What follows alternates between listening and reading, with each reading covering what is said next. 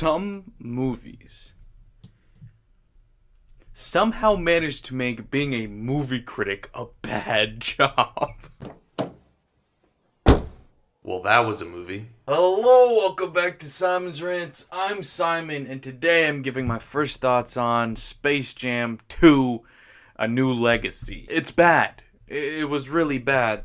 It was one of the worst movies I've seen this year. There was little to no redeemable qualities about it. I'm not going to try and sit here and say that the first Space Jam was a really high quality movie. It's not. Space Jam, the first one, wasn't a great movie either. It's like a 6 out of 10, maybe a 6.5. It's enjoyable, it's fun, it's goofy, it's a little bit nonsensical, it's a little bit loony, but it's fun because it takes this concept that was pretty original and it runs with it and lets everything go. It's goofy, it's over the top, it's all of these weird things. You've got a lot of good side characters contributing with good one-liners. You've got the Looney Tunes acting like themselves, although the voice acting isn't always great because I guess just that era of Looney Tunes voice actors weren't very good. And then Michael Jordan, obviously he's not a great actor, but he's surprisingly not that bad either. He's got a level of charisma to his delivery and he's just cool.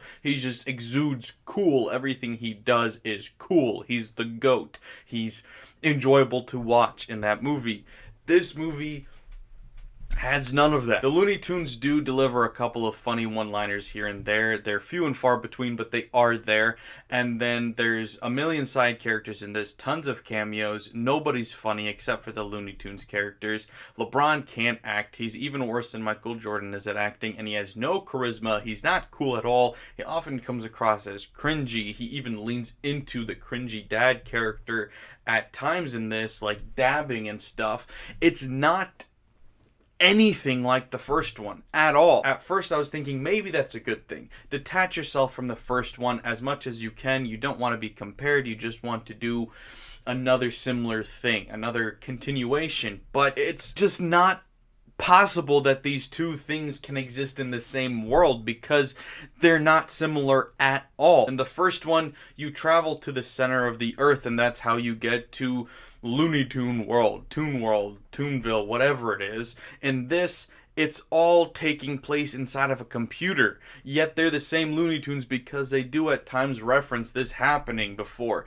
Where is the connection here? It's obviously not in the same universe, but it's pretending that it is at the same time. And then there's just things about the first one that made sense in this bizarre world of the Looney Tunes needing to win a basketball game to avoid becoming prisoners and slaves to another cartoon character. They need to win a basketball game against people that are obviously much better at basketball than them. So what do? They recruit the best basketball player of all time in Michael Jordan to help them win a basketball game because that's the logical thing to do, is get somebody who's good at basketball to help you win. In this, however, it's flipped because LeBron James is the one that needs to win a basketball game in this digital world. So he recruits the Looney Tunes because that makes so much sense. Nothing about this movie makes sense at all. So LeBron is living his life normally with his fake family and his fake house and his fake career and all of that. And his fake son is a video game developer because reasons. Warner Brothers has developed this program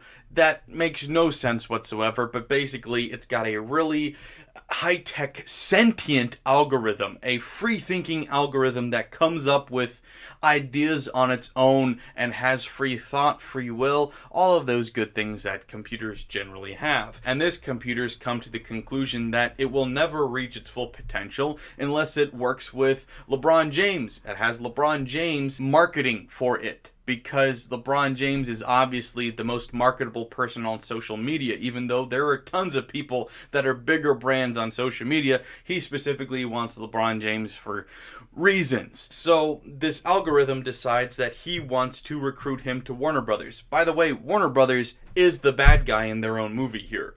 for some reason. That was a wild thing for Warner Brothers to do, but hey, they did it, so I guess props to them for willing to make themselves the bad guys, but alright. They tried to recruit LeBron James to work together with this algorithm. What does this algorithm want to do? Well, it wants to make a digital version of LeBron James and put him in movies that already exist. What does this have to do with anything? I don't know. And what did you need a great algorithm for to come up with this idea? I don't know. Essentially, to me, it looks like they made an animated version of LeBron James and wanted to put him in movies. That doesn't seem that different or weird or out of the ordinary to me. But anyway, LeBron James turns down this idea because he says it's in the top 5 worst ideas ever. And I have to agree, having LeBron James star in an animated movie is one of the worst ideas I've ever heard. Yet here we are. So, from there, LeBron James turns down this opportunity. So what happens is the algorithm, by the way, played by Don Cheadle, sucks him and his son into the computer world. And he convinces his son that he's a good guy. He wants to help him because LeBron is a bad parent. Frankly, unlikable in this movie in all kinds of ways. He convinces his son to work on his video game together, and they're going to make a bigger, better version of his video game, which is kind of like basketball, but with like bonus points, style points, power-ups, and stuff like that. Almost like a backyard basketball kind of game, but a 2021 version of it. Meanwhile, Don Cheadle goes to LeBron James and says, we need to play a basketball game because you and I playing a basketball game digitally, online, an animated version of a basketball game, will be the most viewed event ever online. Once again, because reasons. I don't know why. And that will make me, Don Cheadle, the algorithm, reach my full potential that I will never be able to reach without that. His full potential is something. I don't know what. I still don't know what he wanted to do. Because what he ends up doing is saying that we need to play this basketball game. If you win, you get to go free. If I win, then you have to stay here and keep playing basketball with me. Because that will definitely work. If LeBron James just disappears from the world because he's been troned into a video game. By the way, Tron made more sense than this stupid shit did. Nobody would watch LeBron anymore because he would cease to exist. Yeah, there would be a spike in interest because he disappeared except for this weekly show that they do online or whatever. But if it's an animated show you're watching on your phone like a video game, then people aren't going to be invested in that for very long anyway. But anyway, he wants to do that.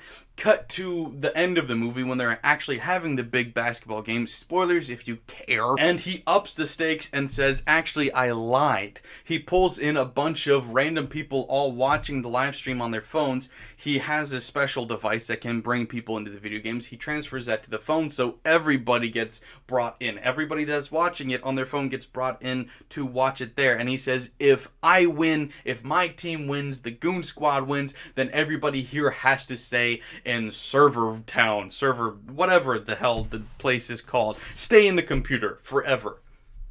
What does that accomplish? What is the point of that? Why is that his goal? What is he trying to do? Nothing about that made any damn sense at all. Anyway, LeBron, going back to the beginning, needs to recruit his team. And so Don Cheadle banishes him to Toonville for a reason. I don't know why he sends him there, but he sends him there, which, like I said, isn't the same Toonville as in Space Jam because it's not on Earth. It's in this digital landscape. They each have their own separate world floating in the Warner Brothers space, and he meets Bugs Bunny there. Bugs Bunny is the only Looney Tune left in Toonville because previously Don Cheadle came to Toonville and said, you're all wasting your talents here in Looney Tuneville. I'm going to upgrade you to other places. And Bugs Bunny said, no, that's not okay. That's not right. We need to stick together because we're family and this is our right place. So now he's the only one left there because Don Cheadle upgraded everybody else to other Warner Brothers properties such as Casablanca and the DC universe and random stuff like that. So he's the only one there. So LeBron says, all right, join my team, and then together we'll go find other people from the Warner Brothers universe to join the team, like King Kong and the Iron Giant and all of those other people that you'd think would be good at basketball. Bugs Bunny has another plan, however, and sabotages LeBron's plan, and they go find each of the Looney Tunes members instead, because he wants to save them from their awful fates of living in a different world that they're enjoying. All of these other Looney Tunes characters are obviously enjoying their roles that they're playing in these other worlds. Daffy Duck is Superman in the DC world. Yosemite Sam is for some reason playing the piano in Casablanca. Like, everybody's having a role in different movies, in different universes, and they're all enjoying it, but Bugs Bunny doesn't like it, and so his opinion matters more. They end up not being able to create a super team of these different characters, like the Iron Giant and King Kong, because they waste all their time collecting Looney Tunes characters. And I get Bugs Bunny's motive. He wants to save his friends. But if he assembled a super team to help LeBron win, then that would save his friends too. And now, since he didn't actually help make a good super team, if they lose, then all of his friends get banished again, and that defeats the whole purpose. So you weren't thinking. It's just stupid. Like I said, having the Looney Tunes in this didn't make sense. The connection between this and the first Space Jam is so loose, so much of a reach, that it doesn't even feel like a sequel. It feels like a desperate attempt to try to make this part of the same universe, but it's not, because there is no connection between the two, frankly. I will say, though, that montage of them going to these different universes, these different worlds, these different properties of Warner Brothers, and collecting people was the best part of the movie, by far. And it's a shame, because the humor in those moments honestly wasn't that good. It was kind of just like, oh, I get that reference, that's what makes it funny, because like you've got Elmer Fudd playing Mini-Me in Austin Powers, and you've got the granny playing Trinity in The Matrix, and it's like, you're not really saying anything funny, you're just putting Looney Tunes characters in Warner Brothers properties. So it's not really that funny, yet it still was easily the funniest and best part about this movie. Yeah, long story short, unlike this movie, because this movie was somehow 2 hours, it probably had enough material to be 60 minutes. I would have been okay if they had stretched out to 80 minutes. It was 2 hours. It was so boring. It was so amazingly boring. Like, wow. It's funny, because it's amazing how boring it was, because there was so much happening, but nothing that was happening was interesting at all. As flashy and as over the top as they made some things, it didn't matter. None of it was good. None of it was interesting. So they really failed in every way on this. I do think that some kids will be able to enjoy it, but there's no way it's going to have remotely the same kind of impact that the first one did, because the kids that are going to enjoy this, they're going to be a lot less of them, and it's going to be, I think, a younger audience, because even though I know the first Space Jam was aimed at a young audience, this felt even younger. Like, you've got Don Cheadle and his evil sidekick, and his evil sidekick talks in like gibberish talk. And it's like, what was your target audience? Because you've got that going on, yet half the references are adult references that no kid will understand. But it can't be humor intended for adults, because they've got stuff like a rap battle breaking out in the middle of the basketball game because Don Cheadle accidentally rhymed, and so they say, oh, bonus points, rap battle. So they send up Porky Pig, you know, the guy who has a stutter, they send him up to battle rap, and he battle raps and gets them like 100 points. Which, that's another thing, by the way. None of the points matter, because it's all subjective, like style points. So the game ends up being, I think, 1,041 to 1,042, because every time you dunk, it's like, oh, you got this amount of style points. And they don't give you regular updates on the points, so it's impossible to follow what's even happening in this game, because nothing about it matters. And I do think it says a lot about the difference between Jordan and LeBron, that Jordan was the savior of a basketball team, whereas LeBron had to assemble a team that had to carry him to a victory. He ended up scoring the last bucket, yeah, but he only scored the last bucket because the other teammates helped him. So that's kind of funny that LeBron would put himself in that situation that he had to be helped by a superior teammate, whereas Jordan was like the sole reason that the Toon Squad won in the first one. That's ironic. Okay, let's talk about some of the humor. Let's go over some of the bad jokes first, and then we'll go over some of the good jokes, because there are, like I said, there's some good one-liners in there. So let's talk about the bad ones first, though. So First of all, there's this one moment in the game where Granny scores a basket. It's not in any way a reference to the Matrix. Like earlier in the movie I said she was Trinity in the Matrix, but she doesn't do anything Matrixy here to score. She just scores in a loony kind of way. And it cuts to LeBron, who goes, "She is the one." What? There's another great moment when LeBron and his son first end up in the computer, and his son goes, "Oh, we're in the computer world." And LeBron goes, "Oh, we're in a computer? Get me out, you know I'm claustrophobic." Like, oh. By the way, I don't think I fully covered this, but there's so much video game mumbo jumbo, like technical speak mumbo jumbo, where they just say random technical sounding words in an order and pretend that it means something, because his son is supposed to be like a techie video game guy, and he just says the most random shit and none of it makes sense. And he uses these big words, like when they first end up in the video game, he goes, "Oh my god, this must be some sort of blah blah blah in respect me kind of world thing. It's kind of like VR." It's like, why didn't you just say VR from the beginning, you moron? It's like we're in the computer world with some sort of interactive, introspective, hyper connectivity. Like, no, you're in the game. It's a virtual reality. That's all you had to say. And they do that constantly. Every time they have a moment between him and Don Cheadle, they have to try to make them sound smart, but everything they say is just bullshit mumbo jumbo, and it's laughably bad. This movie is honestly funnier more often when it's not trying to be than when it's actually trying to be. But on that note, let's get into some of the actual funny jokes, because I don't want to let them go unsaid. This way, me saying them here in this review means you don't have to watch the actual movie, because you'll hear all the good moments in this review right here. So, let's go. There's this one kind of like chuckle moment. It was the first, according to my notes, the first good joke of the movie. If you don't think it's that funny, understand the bar had been set very low. But so LeBron has first met Bugs Bunny, and Bugs Bunny is aware of who LeBron is, and LeBron goes, "Oh, you know who I am?" Bugs Bunny says, "Of course I know who you are. I may live in a hole in the ground, but we still have TNT." And he pulls out TNT. That's funny because basketball games are in TNT. And it was clever. It was the first time I went, oh, some actual writing ability went into this. Okay. There's a moment too when there's just a bunch of ridiculous stuff happening, and Daffy just turns to the camera and go, "Well, that happened." And I enjoy that too, because it really does sum up the reaction to this movie. Just like, yeah, that did happen. To set up this other joke, I have to give you a backstory. So all of the characters on the Goon Squad are all real basketball players. You've got Damian Lillard, you've got Klay Thompson, but they're not just themselves. They have animal-based, for the most part, superpowers as well. Damian Lillard's a little bit different because he actually has the ability to speed up or slow down time, whereas relative to him. And so he's coming onto the court, and Granny goes, "It's all right. Time is on our side." And she passes Daffy and goes out onto the court, and Daffy goes, "She does realize that time is literally not on our side, right?" I thought that was a good line. At halftime, when they're, down in the depths of despair, Sylvester comes in and he goes, "Guys, I found Michael Jordan.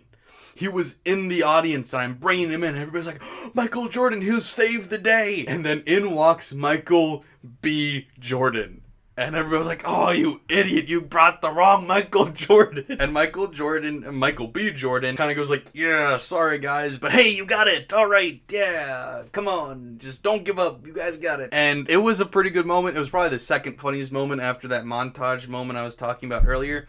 Unfortunately, having Michael B. Jordan, an actually good actor, who's also kind of funny, just reminds you how bad everybody else and how unfunny everything else in this movie was. Having him in it was a blessing and a curse, because watching that was really painful, because I was like, oh yeah, this movie does suck. I kind of forgot a little bit at this point. We're like 3/4 of the way in. Having him in there went, no wait, just a reminder, this is what good acting, good humor, a good movie looks like. And yeah, those are the only good jokes I wrote down. That's all I got for you. I'm sorry. But while we're on the subject here of people saying things, let's talk about some of the lines that just were unintentionally funny because they were just bad or didn't make sense or whatever. So there's this one moment when Tweety scores, I guess, and they cut to LeBron reacting. There's a lot of just cutting to LeBron reacting, and he's like obviously oblivious to what's happening. I really feel like somebody should have told him what was happening before they asked for a reaction, but it didn't seem to. But anyway, you hear him go, Tweety, in like slow motion, but if you look at his mouth, he's like shouting something else entirely. It's like, let's go, or maybe even bugs. I'm not sure what he's saying, but it's not Tweety. It's like obviously not Tweety. And normally when they do that, it's kind of like a quick shot or something in the background, or like they're facing slightly away from the camera so you can't quite see their mouth, but you can pick up on it. This, it's like right in your face. He's like, Tweety! It's bad. It's really bad. There's this other part where they finally come back from being down by 1,000. The game's not quite over yet. It's almost over. Actually, frankly, I thought it was over, but this movie just couldn't end, so the game, I guess, wasn't over yet. They are in the lead now. They've come back from the 1,000-point deficit, and it cuts to the announcer who goes, LeBron came back from being down 3-1. Can he come back from being down this far? And it's like, yes, he did. He literally just did it. Were you not watching? And then there's this other part where LeBron is apologizing to his son because if you thought this movie was going to be just about Looney Tunes, LeBron, and basketball, oh, you idiot. That's not what this movie is about at all. There's a bunch of sentimental, preachy, overly scripted bad dialogue in this movie. This movie is just horrendous, and that's part of why it's so long, is they just added in all this bullshit that nobody cares about, of family and stuff that, like, that's not what I want in a Space Jam movie. That's not what really anybody wants, I'm assuming. But anyway, we're having this conversation between LeBron and his fake son, his not son, and he says, your game is amazing. They finished the game. He's talking about his video game. He says, your game is amazing, son. I guess I would have known that if I had listened more. But no, at the beginning of the movie, he played his video game with his son momentarily, and after like 2 seconds, the game broke. So of course he didn't think the game was anything special because the game broke when he played it for 2 seconds. Why are you saying that? Like, you had to have this like warm, fuzzy feeling moment. It made no sense. This movie was garbage. I think that's all I have to say about it. It's amazing how many times in my notes I just have written, stop, shut up, this is awful, this is so bad. It's like half of my notes, honestly. And I don't even know what I was writing about half the time. I kind of just wrote it down as I was watching it, and I didn't need context. Yeah, that's the overall feeling. I really gotta say, I know that they have a whole character arc with LeBron being a better dad, but his character is laughably obnoxious at the beginning of this movie. His two sons, his fake sons, are like messing around on the basketball court at their house, and they're like laughing and having a good time, and then it pans over to LeBron. What are you doing? And they're like, we're having fun. No fun! You do not have fun! You play basketball! This is not a game! It's like, what? This is the main character. Wow! And yeah, he has a redemption arc. He realizes he's wrong. I don't care. He's an asshole. He didn't win the game by himself. He wasn't even like a star contributor. He barely did anything. And yeah, no, this movie sucked. 3 out of 10. I'll give it a 3 out of 10. How was your night? Thanks for watching, guys. I hope you liked it. I hope you liked it more than I liked Space Jam 2: A New Legacy. If you did, please remember to like, share, and if you're new here, subscribe. Also, please check out my Patreon. Support me there if you want. There's a couple of different tiers that you can choose from. Whatever way you want to support, though, whether it's through that or just liking this video and watching, I appreciate it. Thanks for watching, guys. Bye.